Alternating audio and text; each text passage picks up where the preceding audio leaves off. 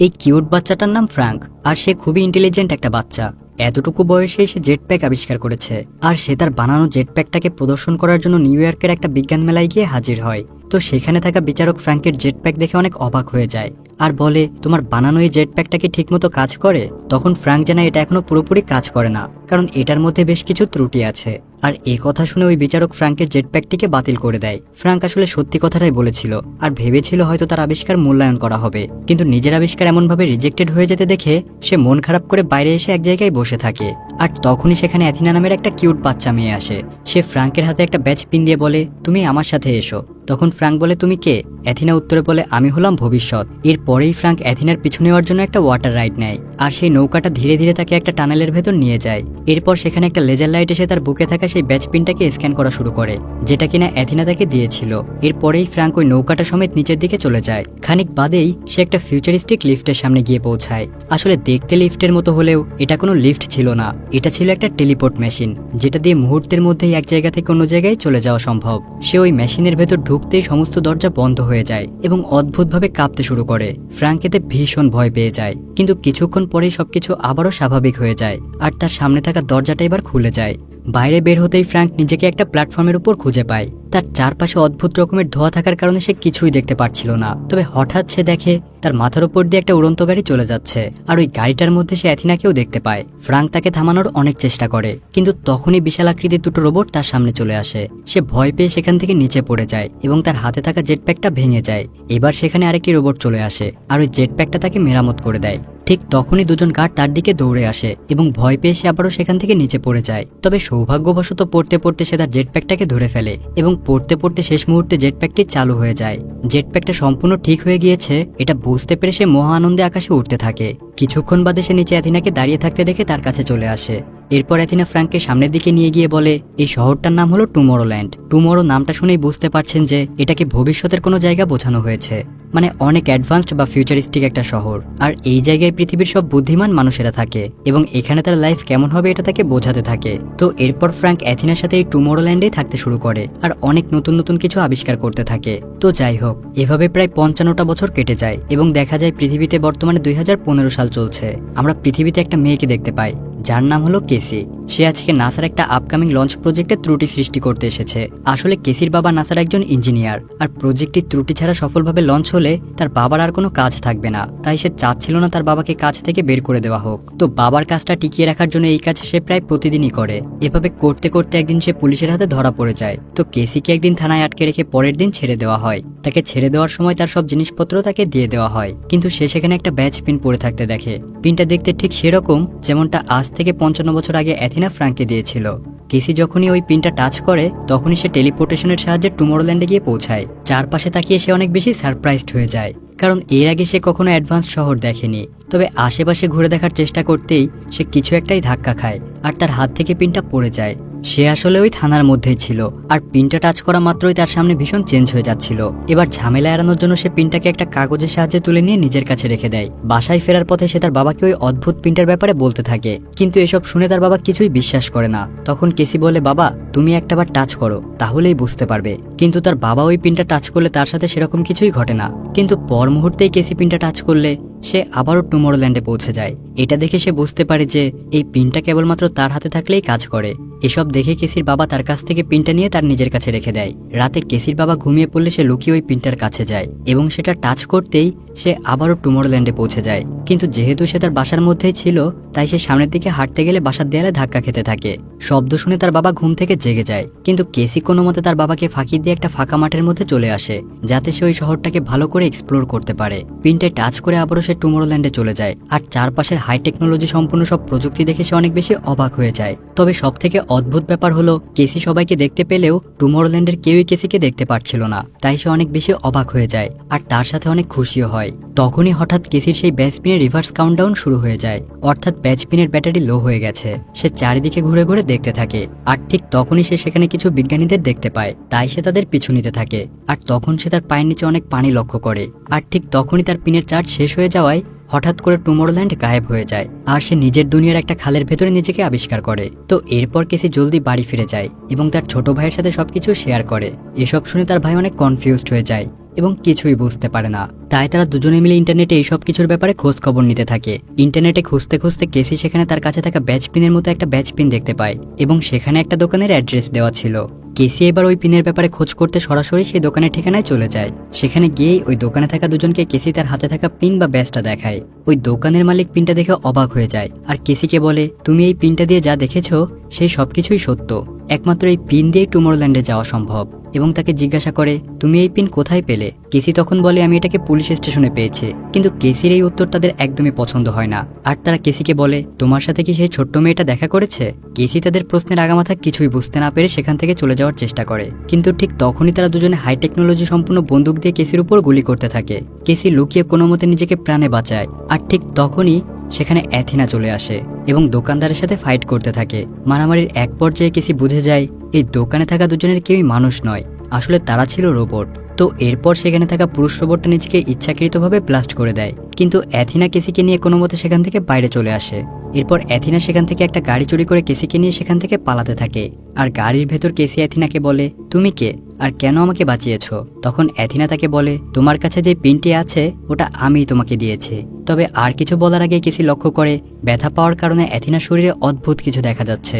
এটা দেখে কেসি বুঝে যায় অ্যাথিনা নিজেও একটি রোবট। তখন কেসি ভাবে হয়তো এই রোবট মেয়েটিও তাকে মেরে ফেলতে চায়, তাই সে সেখান থেকে দৌড়ে পালানোর চেষ্টা করে। এরপর অ্যাথিনা যখন তাকে আটকাতে যায় তখনই সামনে থেকে একটা গাড়ি এসে অ্যাথিনাকে ধাক্কা দেয় আর ওই গাড়ির ড্রাইভার অ্যাথিনাকে দেখতে নিচে নামতেই সেই সুযোগ কাজে লাগিয়ে কেসি গাড়িটি নিয়ে পালাতে থাকে।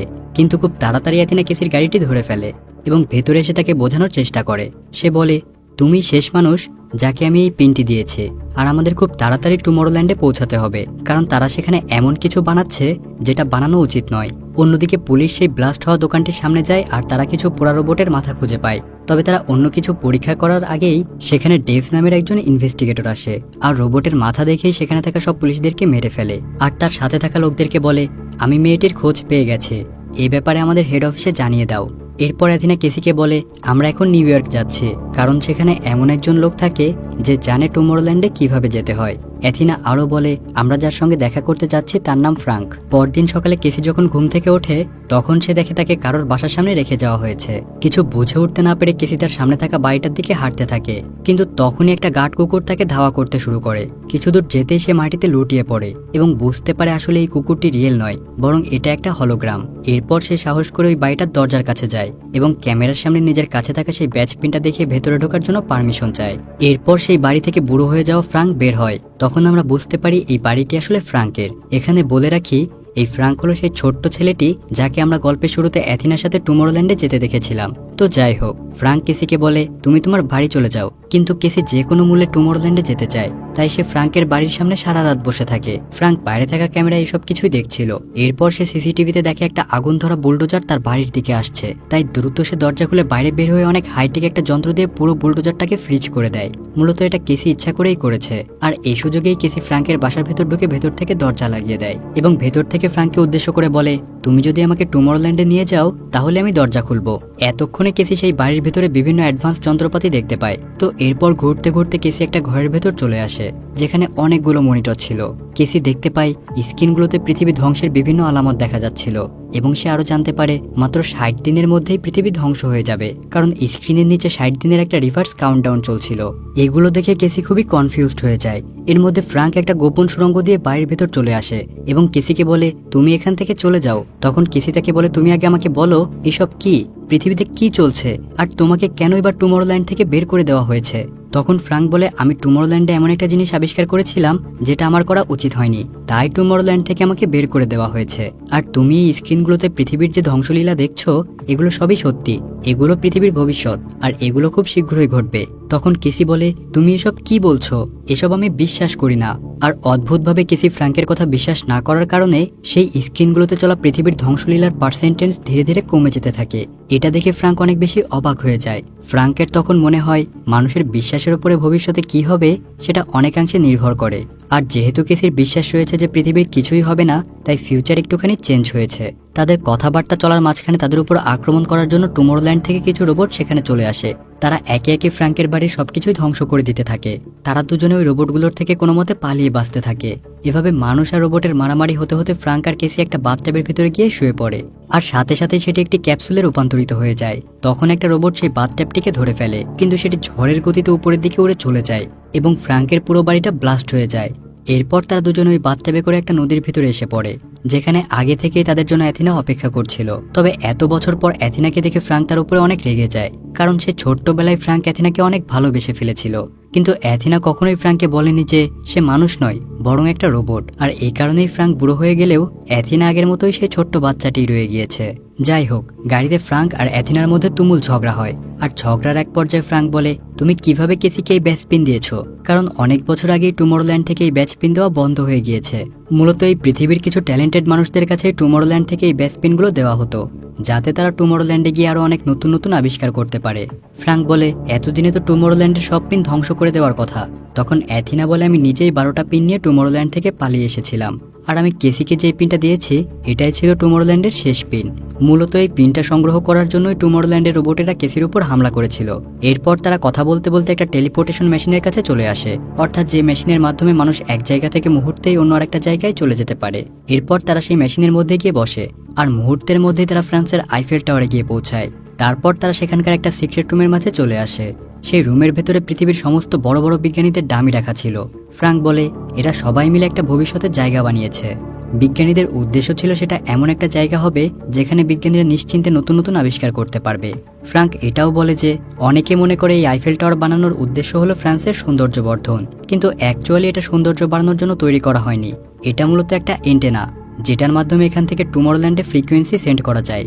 আর তারা সবাই মিলে সেই জায়গাটার নাম দিয়েছে টুমরোল্যান্ড। তবে এই টুমরোল্যান্ড একটি আলাদা ডাইমেনশনে অবস্থিত বলে আমরা সেটাকে দেখতে পাই না। তারা এটাকে তৈরি করেছিল যাতে যে কোনো ইমার্জেন্সিতে তারা পৃথিবী থেকে টুমরোল্যান্ডে চলে যেতে পারে। এইসব কিছু বলে ফ্রাঙ্ক সেখানে থেকে একটা মেশিন চালু করে দেয়, আর এই মেশিন চালু করার পরেই আইফেল টাওয়ার দুই ভাগে ভাগ হয়ে যায়, আর তার ভেতর থেকে একটি রকেট বের হয়। এরপর তারা তিনজন সেই রকেটে উঠে বসে, আর রকেটটি চালু হওয়ার কিছু সময়ের মধ্যেই তারা টুমরোল্যান্ডে গিয়ে পৌঁছায়। সেখানে গিয়ে নিজেদের সুরক্ষিত রাখার জন্য ফ্রাঙ্ক অ্যাথিনাকে একটা বোমা দেয়, আর অ্যাথিনা সেটিকে নিজের পেটের মধ্যে লুকিয়ে রাখে। তো এরপর টুমরোল্যান্ডের গভর্নর তাদের সাথে দেখা করতে আসে। আর এখানে উল্লেখ্য যে টুমরোল্যান্ডে যারা বসবাস করছে তারা কিন্তু সবাই এই পৃথিবীর মানুষ, মানে পৃথিবীর সব থেকে মেধাবী এবং জ্ঞানী মানুষেরা সেখানে গিয়ে আগে থেকেই বসবাস করছে। তো যাই হোক, ফ্রাঙ্ক গভর্নরকে বলে, আমি যে ফিউচার দেখার মেশিন বানিয়েছিলাম সেটার ফিউচার কিন্তু মানুষের বিশ্বাসের সাথে সাথে চেঞ্জ হয়ে যায়। কিন্তু গভর্নর তার কথা একদমই বিশ্বাস করে না। তাই তার কথা বিশ্বাস করানোর জন্য ফ্রাঙ্ক কেসিকে নিয়ে তার বানানো মেশিনের কাছে যায়। তো ফিউচার মেশিনের কাছে যাওয়ার পর তারা সেখানে দাঁড়িয়ে ভবিষ্যৎ দেখছিল। কেসি অনেক ট্যালেন্টেড ছিল, তাই সে খুব সহজেই ওই মেশিনটাকে কন্ট্রোল করা শিখে যায়। তখন কেসি কিছুদিন আগের একটা ঘটনা দেখতে শুরু করে, যেখানে সে তার বাড়িতে আছে এবং তার বাবার সঙ্গে কথা বলছে। এটা আসলে সেই ঘটনা যখন কেসি নাসার একটা প্রজেক্টে ঝামেলা করেছিল, আর তার বাবা তাকে বকাবকি করছিল। তখন ফ্রাঙ্ক তাকে বলে, তুমি চাইলেই ভবিষ্যৎ দেখতে পারবে। এরপর কেসি ভবিষ্যৎ দেখতে শুরু করে, যেখানে পৃথিবী মাত্র 60 দিন পরে একটা বিশাল নিউক্লিয়ার অ্যাটাকের ফলে ধ্বংস হয়ে যাবে। কেসি এখানে তার নিজের ধ্বংসপ্রাপ্ত বাড়িও দেখতে পায়, আর কেসি এগুলো দেখে বলে, আমি এসব কিছুই বিশ্বাস করি না। আমি বিশ্বাস করি পৃথিবী আগের মতোই থাকবে। আর এই কথা বলার সাথে সাথেই প্রায় ধ্বংস হয়ে যাওয়া পৃথিবী আবার যেন আগের রূপে ফিরে আসতে শুরু করে। দেখে মনে হয় ভবিষ্যতে পৃথিবী ধ্বংস হওয়া পরিবর্তন হয়ে গিয়েছে বা বন্ধ হয়ে গিয়েছে। তবে এসব কিছু নিজের চোখে দেখার পরেও গভর্নরের কাছে ফ্রাঙ্কের কথা বিশ্বাস হয় না, এবং সে বলে পৃথিবী দিন দিন অনেক খারাপ হয়ে যাচ্ছে এবং ধ্বংসের পথে চলে যাচ্ছে। কিন্তু পৃথিবীর লোকেরা এসব বুঝতে পারলেও কখনো এসব নিয়ে কাজ করেনি, তাই পৃথিবী আর মাত্র 2 মাসের মধ্যেই পুরোপুরি ধ্বংস হয়ে যাবে। কথা বলেই গভর্নর তাদের তিনজনকে অ্যারেস্ট করে ফেলে। আর এটা থেকেই বোঝা যায় যে গভর্নর অ্যাকচুয়ালি পৃথিবীর ভালো চায় না। জেলে বসে কেসি ফ্রাঙ্ককে বলে, এই ফিউচার মেশিনটা ভবিষ্যৎ ঠিকই দেখতে পারে, কিন্তু ভবিষ্যতে আসলে সেটাই হয় যেটা মানুষ বিশ্বাস করে। এই মেশিনের সিগন্যালের কারণেই পৃথিবীর মানুষ মেনে নিয়েছে পৃথিবী কিছুদিনের মধ্যেই ধ্বংস হয়ে যাবে, তাই তারা পৃথিবীকে বাঁচানোর কোনো চেষ্টাই করছে না। কেসি বলে, আমরা যদি এই মেশিনটাকে নষ্ট করে দেই তাহলে এই মেশিন থেকে যে খারাপ সিগন্যাল মানুষের ব্রেনে যাচ্ছে সেটা তাদের ব্রেন থেকে মুছে যাবে, যার ফলে মানুষ পজিটিভ চিন্তাভাবনা করবে আর পৃথিবীকে ধ্বংসের হাত থেকে বাঁচানো যাবে। তখনই সেখানে দুজন পাহারাদার আসে আর তাদেরকে বাইরে বের করে দেওয়ার জন্য একটা দরজা খোলে, মানে তাদেরকে টুমরোল্যান্ড থেকে বাইরে বের করে দেওয়া হবে। তখন সবাই মিলে কেসির বলা কথাগুলো গভর্নরকে বোঝানোর চেষ্টা করে আর মেশিনকে বন্ধ করে দিতে বলে। তবে ডেভিড, মানে ওই গভর্নর বলে, এখন আর মেশিন বন্ধ করা সম্ভব নয়। ডেভিডকে এত শান্ত দেখে ফ্রাঙ্ক বুঝে যায় যে এই সব কিছুর পেছনেই হয়তো তার হাত আছে। তখন ডেভিড আসল ঘটনা বলে। ডেভিড বলে, আমি পৃথিবীর সরকারকে বলেছিলাম তাদের পৃথিবী ধ্বংস হয়ে যাচ্ছে, কিন্তু এইসবের কোনো কিছুই তারা গুরুত্ব দেয় না।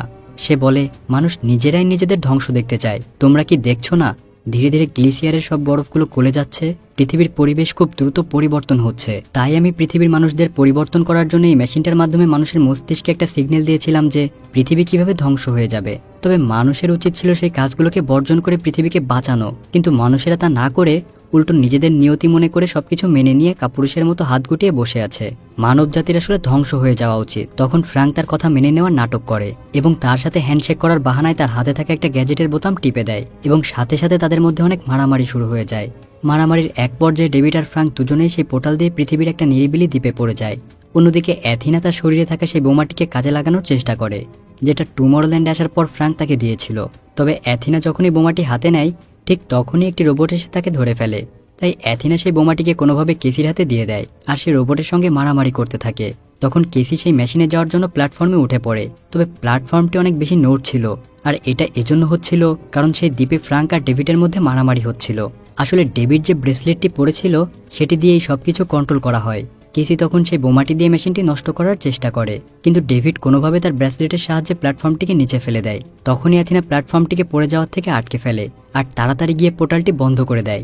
তখন দেখা যায় সেই বোমাটি কেসির হাতে আছে আর বোমাটি খুব তাড়াতাড়ি ব্লাস্ট করবে। তার কাছে আর কোনো উপায় না থাকায় সে বোমাটি ফেলার জন্য সেই পোর্টালটি আবার খোলে আর তখনই ডেভিড আর ফ্র্যাঙ্ক সেই পোর্টালের মধ্য দিয়ে ভেতরে আসার চেষ্টা করে। এরপর অ্যাথিনা সেদিকে বোমাটি ছুড়ে মারে আর ব্লাস্টের কারণে ডেভিডের গায়ে পোর্টালের একটা অংশ এসে পড়ে আর সে সেখানেই পড়ে যায়। কিন্তু তার কাছে একটি বন্দুক ছিল যেটা দিয়ে সে ফ্র্যাঙ্কের উপর হামলা করতে চায় আর তখনই অ্যাথিনা তার সামনে এসে তাকে বাঁচিয়ে নেয়। তবে এর কারণে অ্যাথিনা অনেক ঘায়েল হয়ে যায়। তখন কেসি এসে ডেভিডের কাছে গিয়ে তার থেকে বন্দুকটি সরিয়ে দেয় আর এখন ফ্র্যাঙ্ক অ্যাথিনাকে বাঁচানোর জন্য তাকে কোলে করে নিয়ে কোথায় যেন যেতে থাকে। যাবার পথে অ্যাথিনা তাকে বলে তার হাতে বেশি সময় নেই। এরপর অ্যাথিনা ফ্র্যাঙ্ককে বলে, আমরা যখন ছোট ছিলাম আর আমি তোমাকে প্রথম টুমরল্যান্ডে নিয়ে এসেছিলাম তখন তোমার সাথে আমার একটা বন্ধুত্ব হয়ে যায় আর যার ফলে আমি এমন কিছু অনুভব করি যেটা আমার এই সিস্টেম আগে কোনোদিনও অনুভব করেনি। আমি কখনোই তোমাকে বলার সাহস পেতাম না যে আমি একটা রোবট, যার ফলে টুমরল্যান্ডে থাকাকালীন ফ্র্যাঙ্ক অ্যাথিনাকে ভালোবেসে ফেলেছিল। তবে সে যখন জানতে পারে যে অ্যাথিনা আসলে একটা রোবট তখন ফ্র্যাঙ্কের মন ভেঙে যায় আর এই কারণেই ফ্র্যাঙ্ক অ্যাথিনার উপর এত বেশি রেগেছিল। আর এই সব কিছু বলে অ্যাথিনা নিজের সেলফ ডিস্ট্রাকশন মোড অ্যাক্টিভ করে দেয় আর সে ফ্র্যাঙ্ককে বলে, আমি একটু পরেই ব্লাস্ট হয়ে যাব আর আমি চাই তুমি আমার শরীরকে কাজে লাগিয়ে মেশিনটিকে নষ্ট করে ফেলো। তখন ফ্র্যাঙ্ক তার নিজের বানানো সেই জেটপ্যাকের আপগ্রেড ভার্সনটা পরে নেয় এবং অ্যাথিনাকে কোলে নিয়ে সেই মেশিনের ভেতর চলে আসে। এর পরপরই সেই মেশিনের ভেতর বিশাল একটা বিস্ফোরণ হয় যার ফলে মেশিনটি পুরোপুরিভাবে ধ্বংস হয়ে যায় আর ওই মেশিনটিও গিয়ে নিচে আটকা পড়া ওই গভর্নরের উপর গিয়ে পড়ে আর সে সেখানেই মারা যায়। আর এখন এই ভবিষ্যৎ দেখার মেশিনটি সম্পূর্ণভাবে ধ্বংস হয়ে গিয়েছে। এরই মাধ্যমে পৃথিবী ধ্বংস হওয়া থেকে বেঁচে যায় আর শেষের দৃশ্যে আমাদেরকে দেখানো হয় কেসি একটা পোর্টাল দিয়ে তার বাড়িতে ফিরে এসেছে। আর যেহেতু কেসির বাবা আর তার ভাই দুজনেই নাসার ইঞ্জিনিয়ার তাই তারা তিনজনেই টুমরল্যান্ডে থাকার অনুমতি পেয়ে যায়। আর এখন টুমরল্যান্ডের নতুন গভর্নর হলো ফ্র্যাঙ্ক আর কেসি। আর এখন তারা পৃথিবী থেকে এমন লোকদের খুঁজে আনছে যারা নতুন কিছু করতে চায় বা আবিষ্কার করতে চায়, অর্থাৎ তারা টুমরল্যান্ডকে আরো অনেক বেটার কিছু বানাতে চায়। এর সাথে সাথে আমরা আরও দেখি যে ৬০ দিন পার হয়ে গিয়েছে। যেহেতু পৃথিবী ৬০ দিন পরে ধ্বংস হওয়ার কথা ছিল কিন্তু পৃথিবীর কিছুই হয় না, কারণ ভবিষ্যৎ দেখার মেশিনটি ধ্বংস হয়ে যাওয়ার ফলে মানুষের ভেতর থেকে সব ধরনের নেগেটিভ চিন্তাভাবনাগুলোও মুছে গিয়েছে। মানুষ এখন বিশ্বাস করতে শুরু করে দিয়েছে যে পৃথিবী আর ধ্বংস হবে না, আর এই কারণেই পৃথিবী ধ্বংস হয় না। তো যাই হোক, সিনেমাটি হয়তো কাল্পনিক কিন্তু তবুও সিনেমাটিতে একটা ছোট্ট মেসেজ দেওয়া হয়েছে, আর সেটা হলো আপনি যদি আজকে চিন্তা করেন যে আপনি ভবিষ্যতে ভালো কিছু করবেন তাহলে অবশ্যই আপনি সেরকম প্রচেষ্টা করবেন, আর চেষ্টা করার ফলে আপনি ভবিষ্যতে ভালো একটা পর্যায়ে যেতে পারবেন। কিন্তু আপনি যদি চিন্তা করেন যে আমার দ্বারা কোনো কিছুই সম্ভব নয় তাহলে তো আপনি আলটিমেটলি কিছুই করতে পারবেন না। তো এভাবেই আপনি কিন্তু আপনার ভবিষ্যৎ কিছুটা হলেও নিজেই নিয়ন্ত্রণ করতে পারেন।